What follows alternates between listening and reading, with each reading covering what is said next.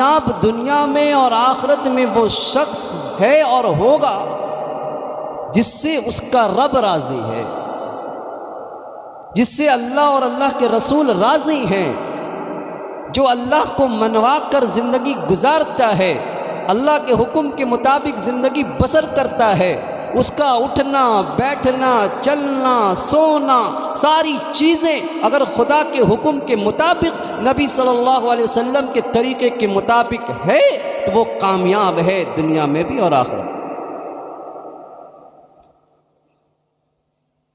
دنیا میں ایک شخص ایسا گزرا ہے کہ اس سے بڑا مالدار نہ کوئی ہوا ہے اور نہ ہو سکتا ہے۔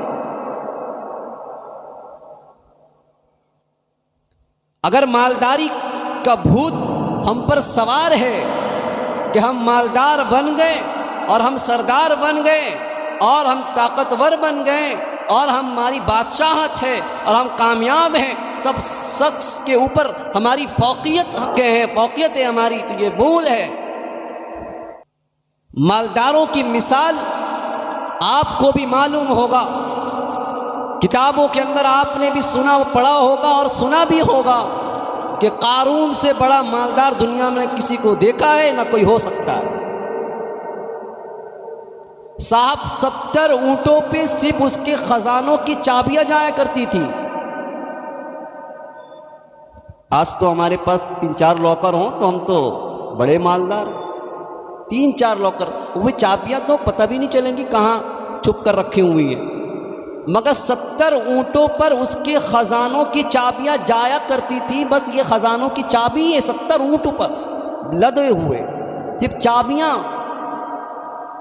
ہمارے آقا جناب محمد رسول اللہ صلی اللہ علیہ وسلم فرماتے ہیں کہ وہ دنیا سے ناکام گیا، دنیا سے ناکام گیا۔ سمجھ میں بات یہ آئی کہ مالداری it is not a symbol of success, یہ کامیابی کی علامت نہیں ہے۔ اگر کوئی شخص سمجھتا ہے کہ بہت پیسے اور مالداری اور بہت پراپرٹیز کے ہم مالک ہیں اور کامیاب ہیں اور سب شخص سے سب سے اچھے نامور ہم ہیں، تو اس کی بھول ہے یہ، ورنہ قارون سے بڑا کوئی سکسیس اور کامیاب انسان نہیں ہوتا۔ اللہ کے نبی نے فرمایا وہ ناکام گزرا ہے۔ دوسرا وہ شخص جو سمجھتا ہے کہ طاقت سب سے بڑی کامیابی کی دلیل ہے، میرے بول اور میرے طوطے بولتے ہیں، ایک ایک اشاروں پہ کیا سے کیا ہو جاتا ہے، تو یہ شخص سمجھتا ہے کہ میری کامیابی کی علامت میری طاقت ہے، تو فرعون سے بڑا طاقتور کوئی نہیں ہو سکتا۔ حضرت موسیٰ علیہ السلام کے اگینسٹ اس وقت اس زمانے میں اس کے پاس 16 لاکھ فوجیں تھیں۔ 16 لاکھ کن کے اگینسٹ؟ حضرت موسیٰ علیہ السلام کے اگینسٹ۔ یہ لوگ بہت کم تھے، فوج سے بھی اور قلیل، مطلب اکثر اقلیت میں تھے۔ 16 لاکھ فوجیں فرعون کے پاس تھیں، مگر یاد رکھیے اسی فرعون کو ماں فوج کے ماں لشکر کے اللہ سبحانہ و تعالی نے اسے دریا میں نیست و نابود کر دیا، دریا میں دھسا دیا۔ تو یہ بھی سمجھ میں آیا کہ فوجیں طاقتیں یہ بھی سمبل نہیں ہے کہ کامیابی کی اور رہائی کی، یہ بھی دلیل نہیں ہے، ورنہ فرعون سے بڑا کامیاب شخص کون ہو سکتا ہے؟ اللہ نے اسے عبرت بنا دیا لوگوں کے، نہ ہی زمین نے اسے ایکسپٹ کیا، نہ ہی سمندروں نے ایکسپٹ کیا، کسی چیز نے ایکسپٹ نہیں کیا۔ آج وہ عبرت کی جا بنی ہوئی ہے، آج اسے لوگ دیکھنے جاتے ہیں کہ اللہ کا نافرمان کا کیا حشر ہوتا ہے۔ اس سے بڑی فوجیں کسی کے پاس نہیں۔ اور اگر کوئی شخص سمجھتا ہے کہ بادشاہت میرے بول اور میرا اقتدار، میری حکومتیں، آج بڑے بڑے حکومت کے بڑے اقتدار میں بیٹھنے والے اگر وہ یہ سوچ رہے ہیں کہ میں کامیاب ہوں، مجھے کسی کی فکر نہیں ہے، یاد رکھ لیجئے، قرآن کا مطالعہ کیجئے، حدیث کا مطالعہ کیجئے تو معلوم چلے گا کہ نمرود جس کی ایٹ اے ٹائم پورے ورلڈ میں اس کی حکومت تھی. آج ایک پی ایم ایک کنٹری کا ہوتا ہے. اگر امریکہ ہے تو امریکہ اگر سپر پاور ہے تو وہ صرف اپنے کنٹری کے لیے ہے. رشیا اور چائنا میں اس کی حکومت نہیں ہے. وہ اپنا دباؤ چائنا میں نہیں بنا سکتا, رشیا میں نہیں بنا سکتا, ہے اپنی جگہ میں ہے. مگر اس نمرود نے ایٹ اے ٹائم پورے ورلڈ پر حکومت کی, پوری دنیا پر اس کی حکومت تھی. معلوم ہوگا آپ کو اس نمرود کو جو پوری دنیا کا, پورے ورلڈ کا بادشاہ تھا, اللہ سبحانہ و تعالی نے ایک لنگڑے مچھر سے اس کی موت ہوئی. کس سے؟ لنگڑے مچھر. یہ مخلوق میں سب سے چھوٹی مخلوق ہے, یعنی چھوٹی مخلوق ہے مچھر. اس کی کوئی حقیقت نہیں ہے. ایک بچہ بھی چاہے تو اس کو اپنے ہاتھ سے کیا کرتا ہے, دباتا ہے, وہ مر جاتا ہے. اور مچھر ایک دم ادنا ایک چھوٹی سی مخلوق ہے اور وہ بھی لنگڑا ہے. اللہ سے کہتا ہے کہ اللہ میں تو مجبور ہوں, میں لنگڑا ہی صحیح, مجھے کچھ دیجئے کہ میں یہ بڑا بادشاہ جو پورے ورلڈ کا بادشاہ ہے میں اسے ختم کر دوں. اللہ سبحانہ و تعالیٰ کہتے ہیں ٹھیک ہے, تم اس کے ناک میں چلے جاؤ, اس کے ناک میں تم داخل ہو جاؤ, اس کو تکلیف دینا میرا کام ہے, میں اس کو تکلیف دوں گا. کتابوں میں لکھا ہے کہ وہ مچھر جو ہے وہ نمرود کے ناک میں داخل ہو جاتا ہے. ناک میں داخل ہونے کے بعد اللہ سبحانہ و تعالیٰ کی طرف سے اس کو اتنی تکلیفیں ہوتی ہیں, لوگ کہتا ہے مجھے چپل مارو, سروں میں اتنی بےچینی کہ چپل مارا جاتا ہے. چپل مارتے مطلب کھاتے کھاتے اس کی موت آئی ہے. یہ اس کی بات میں کر رہا ہوں جو پوری دنیا کا سردار اور بادشاہ تھا, جس نے پوری دنیا میں ایک وقت میں بادشاہت کی ہے. تو بات یہ سمجھ میں آئی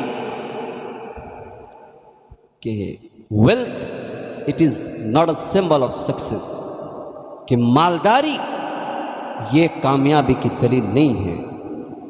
بادشاہت یہ کامیابی کی دلیل نہیں ہے.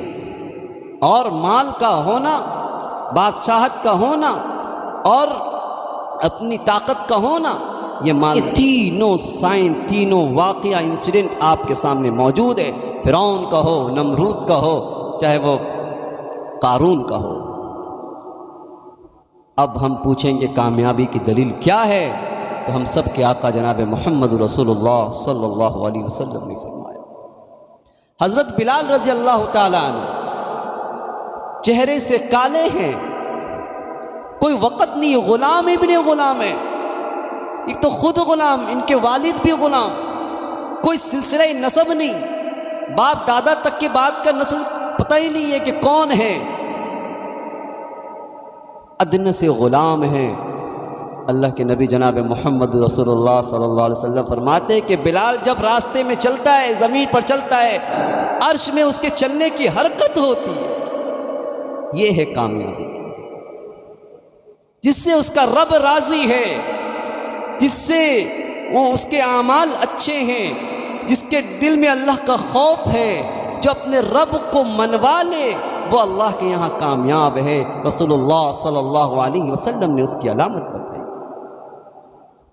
تو بات یہ سمجھ میں آ گئی کہ دنیا اور آخرت کی کامیابی ہم چاہتے ہیں تو یہ تینوں چیزیں, ایک طرف سب سے امپورٹنس کوئی چیز ہے, سب سے اعلیٰ اور عرفہ کوئی چیز ہے, تو وہ ہے رضائے الہی, کہ ہم اپنے رب کو منوا لیں. اللہ کے نبی نے فرمایا, جو حدیثیں میں نے پڑھی, ذاق طعم الایمان من رضی باللہ ربا وبالاسلام دینا وبمحمد رسولا. کہ اللہ کے نبی نے فرمایا کہ ایمان کا مزہ چکھنا چاہتے ہو, ایمان کا مزہ, ایک ٹیسٹ اگر تم لینا چاہتے ہو, مزہ چکھنا چاہتے ہو, تو رب کو رب مان کر راضی ہو جاؤ. رب کو رب مان کر راضی ہو جاؤ.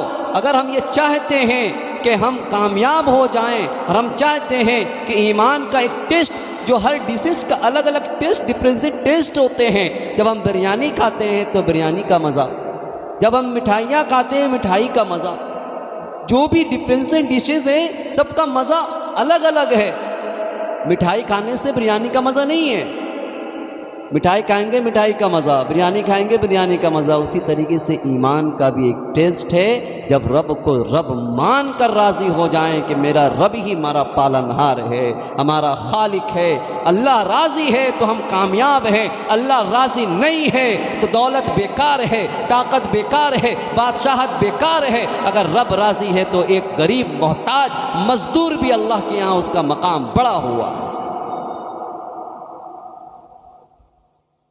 من رضی باللہ ربا وبالاسلام دینا، دوسرا یہ کہ اپنا دین اسلام کو مان لیں، اپنا مذہب اسلام کو ایکسپٹ کریں، جو اسلام کا قانون ہے، جو اسلام کا تقاضا ہے، اسلام جیسے کرنے کو کہے، چلنے کو کہے، بیٹھنے کو کہے، کاروبار کرنے کو کہے، تجارت کرنے کو کہے، دکانوں پر بیٹھنے کو کہے، لوگوں سے جیسا معاملات کرنے کو کہے، بیوی سے جیسا معاملات کرنے کو کہے، بھائیوں سے، رشتہ داروں سے، پڑوسیوں سے، جو اس کا قانون ہے اس قانون پر ہم عمل کریں گے، یہ اسلام کو ماننا۔